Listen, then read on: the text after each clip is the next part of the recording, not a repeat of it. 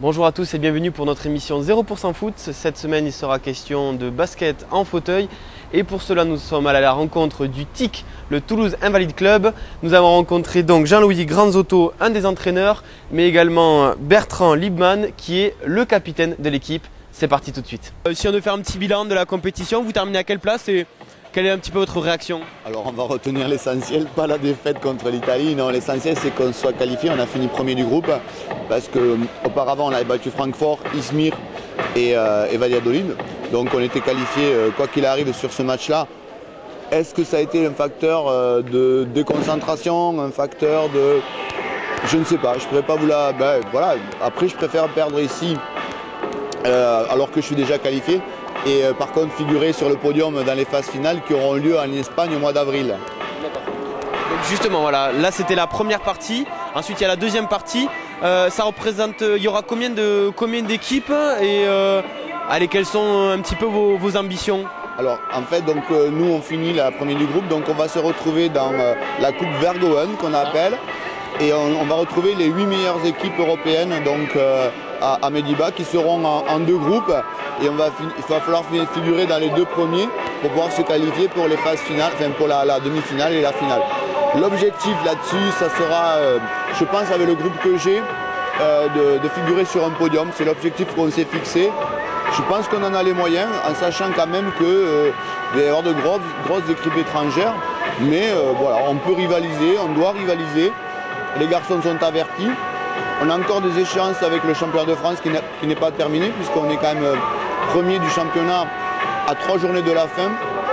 Je compte encore garder... alors ça aussi c'est pour la qualification des playoffs. Ce n'est pas encore officialisé, on va dire. Un petit mot quand même sur les différences entre le basket en fauteuil et le basket valide. Quelles sont les grosses différences en termes de règles? Alors les règles essentielles restent les mêmes, hein. On joue sur les mêmes parquets, les mêmes surfaces, la hauteur des panneaux est la même. Je dirais que la seule règle qui change essentielle, c'est le marché, qui est pour nous l'équivalent de 3 poussées de roue.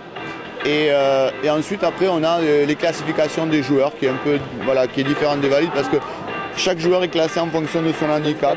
Et j'ai droit moi sur le terrain à avoir 14 points et demi sur le terrain, que l'ensemble des 5 joueurs fassent 14 points et demi. C'est les grosses disparités par rapport au basket. C'est-à-dire que je ne peux pas faire un changement je dirais poste par poste ou immédiat. Tu vois, pour rester dans mes points, il faut que je change de joueur. Un petit calcul à faire. Voilà. Il y a en plus du sport, il y a du mental, quoi. Il y a du calcul mental. Une dernière chose, allez, en règle générale, les bons joueurs de basket en fauteuil, ce sont quoi? Des joueurs qui jouaient auparavant quand ils étaient valides? Ou est-ce qu'on peut partir de zéro, être en fauteuil et arriver à un très bon niveau? Comment ça se passe, vous, allez, déjà au niveau de votre équipe? Alors, il n'y a pas, si vous voulez, il n'y a pas comme en valide des écoles de jeunes, il n'y a pas de formation comme ça continue. Donc effectivement, souvent on retrouve des sportifs antérieurs à l'accident qui faisaient des sports collectifs. Et là, on retrouve souvent généralement des capacités dans le sport, quel que soit le sport en règle générale. Mais on peut être aussi très bien ne pas avoir fait de sport avant. Et par de l'entraînement, de la technique, de la répétition d'entraînement, d'arriver à un bon niveau, bien sûr. Toute dernière chose, promis, quelles seraient les grandes qualités de bon joueur de basket en fauteuil? Oh, vous savez, il y en a beaucoup. Bien entendu, il faut d'abord manier son fauteuil, hein, c'est une priorité. Il faut savoir manier son fauteuil, il faut savoir... On met plus l'accent sur ça, l'entraînement, sur le maniement du fauteuil ou sur l'adresse? Non, sur les bases, quand on commence, si vous voulez, on va plus baser sur le maniement du fauteuil que sur l'adresse. Parce que si on ne manie pas son fauteuil, on ne pourra pas accéder au panier. Donc c'est la base de l'évolution. Donc on manie d'abord le fauteuil, ensuite on travaille l'adresse. Et après, c'est tout quand on arrive, si vous voulez, à encadrer des joueurs internationaux. Là, on n'est plus dans la technicité, dans la répétition de mouvements, de techniques de jeu, de tactiques de jeu. Bon, première chose, pour revenir un petit peu sur cette compétition, là vous avez perdu le dernier match face aux Italiens. Allez, vous terminez quand même premier, plutôt content dans l'ensemble ou un petit peu déçu par cette dernière défaite, hein? Un peu déçu par cette dernière défaite parce qu'on voulait bien terminer premier. Voilà, le fait que on a eu je pense un petit essai de confiance pour commencer. Et aussi on savait qu'on était qualifié, qu'on terminerait premier même si on perdait. Automatiquement, les joueurs sont un peu relâchés. Voilà, bon, je ne vais pas les en vouloir, ils se sont battus. Malheureusement, on n'a pas eu l'adresse, on a un peu plongé. Mais on a su quand même relever la tête de l'eau à la fin et je crois que c'est quand même une bonne image de montrer. Parce que la première mi-temps, je trouve qu'on a mangé une très mauvaise image de notre équipe. Mais après, dans l'ensemble du tournoi, je suis quand même fier de mes joueurs parce qu'ils ont pu montrer un beau basket au public toulousain.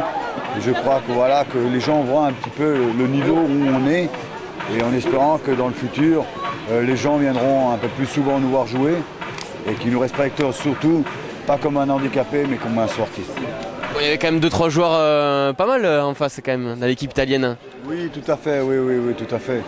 Bah, c'était leur jour de gloire pour aujourd'hui, ils étaient très forts, il faut dire ce qui est. Ils ont terminé quand même que 3e du tournoi, hein, voilà. Nous, on a eu notre chance hier, on a eu notre chance vendredi soir quand on a commencé contre Valladolid. On a fait des super matchs.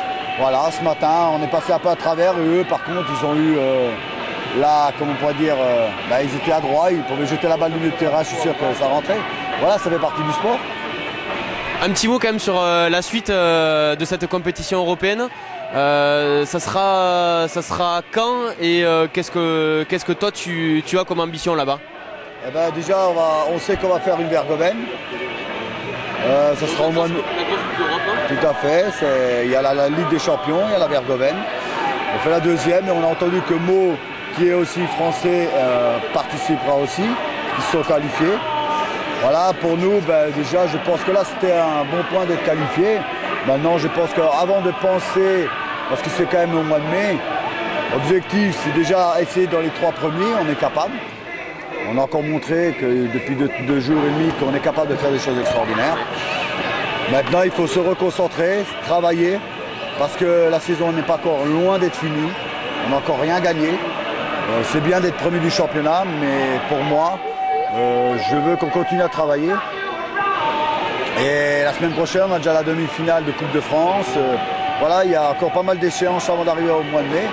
Mais bon, j'ai confiance. Je pense qu'on va tous se remettre un peu en question.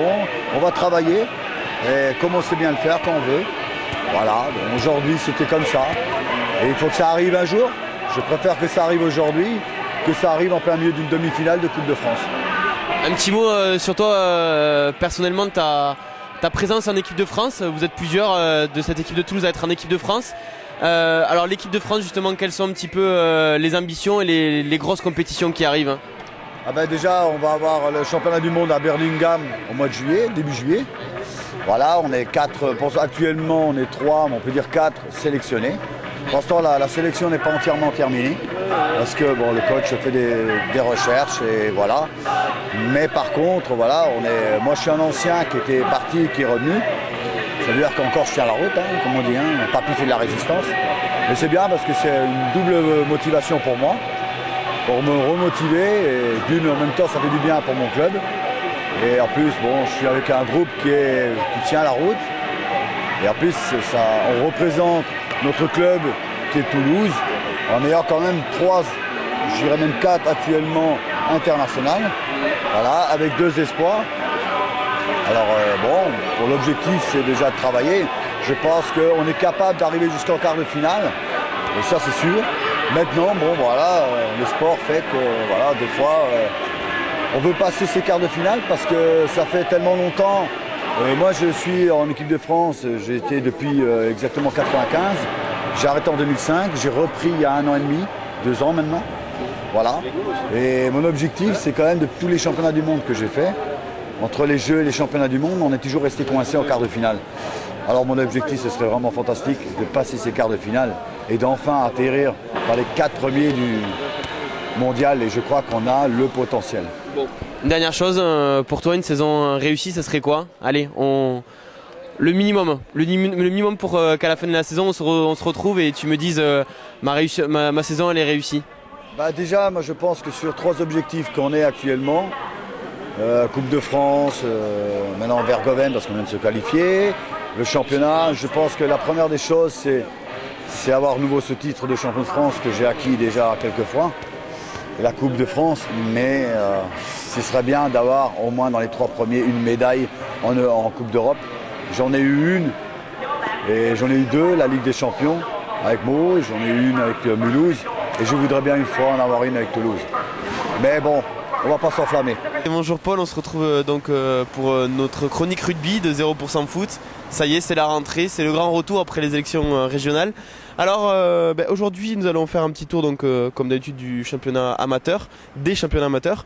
Alors ça n'a pas beaucoup joué ce week-end. Il y avait par contre de la Fédérale 3 et des matchs en retard. Alors on va commencer par la poule 1. Quels sont les résultats? Alors Grenade a gagné au Coteau de l'Arrêt 16-15.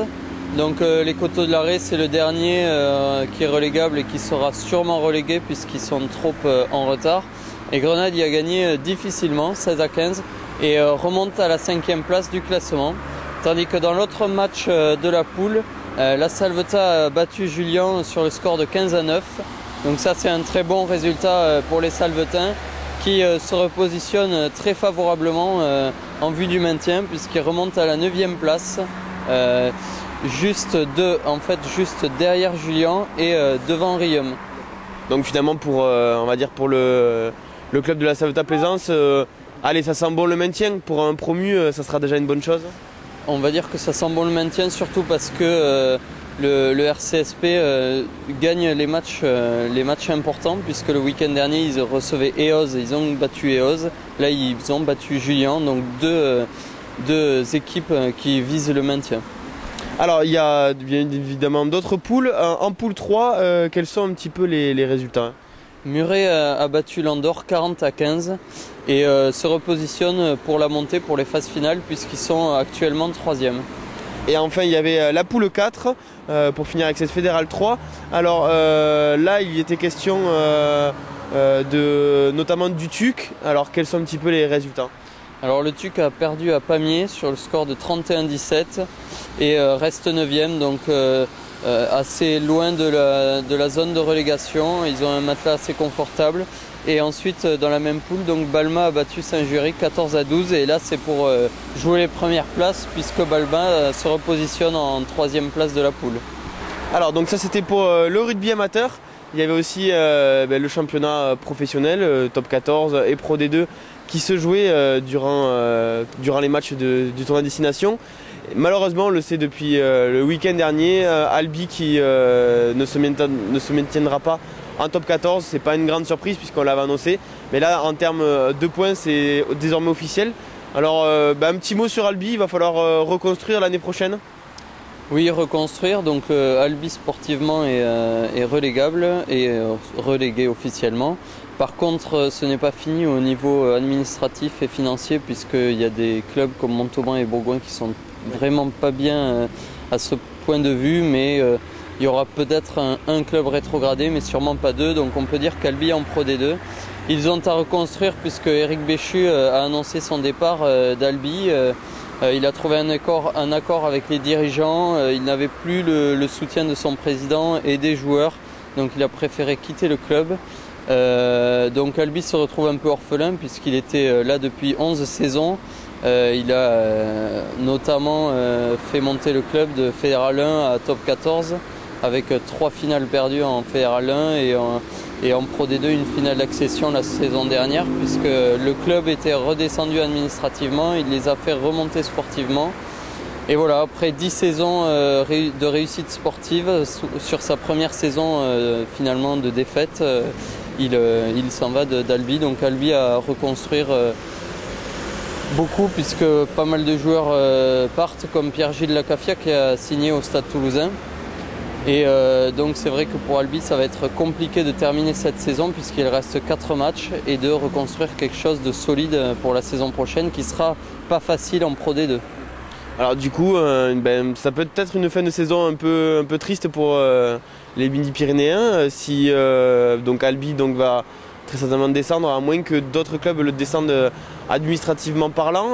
C'est le cas notamment peut-être de Montauban.